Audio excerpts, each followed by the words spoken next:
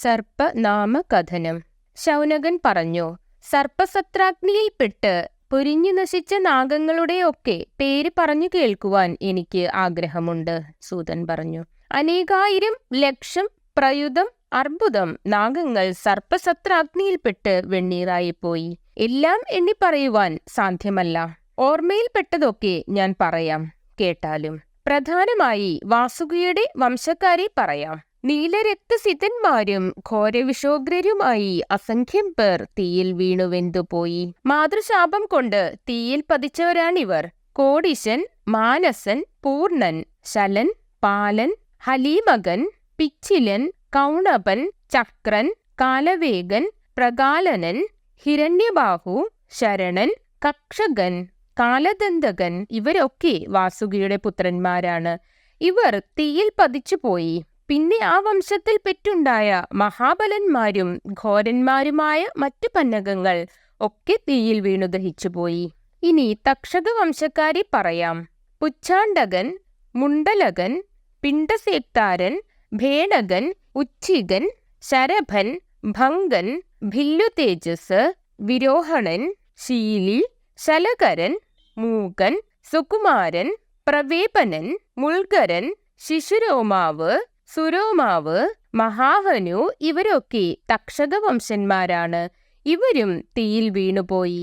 പാരാവതൻ, പാരിജാതൻ, പാണ്ഡരൻ, ഹരിണൻ, കൃശൻ, വിഹംഗൻ, ശരഭൻ, മേദൻ, പ്രമോദൻ, സംഹതാപനൻ ഇവർ ഐരാവത കുലോത്ഭവന്മാരാണ്. ഇവരും തീയിൽ പതിച്ച് മരിച്ചുപോയി. ഇനി കൗരവ്യകുലജാതന്മാരെ പറ്റി പറയാം. ഏരകൻ, കുണ്ടലൻ, വേണി, വേണീസ്കന്ദൻ, കുമാരകൻ, ബാഹുകൻ, ശൃംഗവേരൻ, ധൂർത്തകൻ, പ്രാതരാതകൻ ഇവരും തീയിൽ പതിച്ച് അവസാനിച്ചു. ധൃതരാഷ്ട്ര അന്വയന്മാരെ പറയാം. ഇവർ ഉഗ്രവിഷമുള്ളവരായിരുന്നു.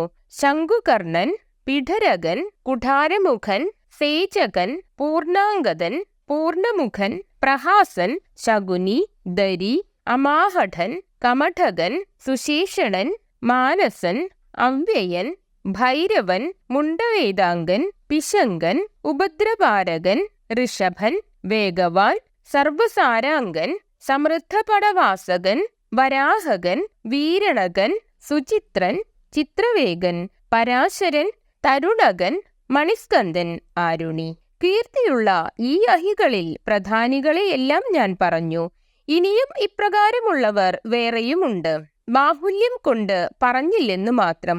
ഇവരുടെ മക്കളും മക്കളുടെ മക്കളും അവരുടെ മക്കളും തീയിൽ വീണു. അവരെയെല്ലാം എണ്ണി എണ്ണി പറഞ്ഞ് ഒടുക്കുവാൻ പ്രയാസമാണ്. 13ഉം 10ഉം 7ഉം ആയി പലമാതിരി കാലാനലോഗ്രവിഷരായ അനേകം നാഗങ്ങൾ തീയിൽ ഹോമിക്കപ്പെട്ടു. മഹാദേഹമുള്ളവർ, മഹാവേഗമുള്ളവർ, മഹാദ്രി പോലെ ഉയർന്നവർ, 1ഉം 2ഉം യോജന നീളമുള്ളവർ, കാമരൂപമുള്ളവർ, കാലബലമുള്ളവർ, ഭയങ്കരമായ വിഷമുള്ളവർ, ഇങ്ങനെ അനവധി സർപ്പങ്ങൾ മാതൃശാപം മൂലം സർപ്പസത്രാഗ്നിയിൽ വീണു കത്തി വെണ്ണീറായിപ്പോയി.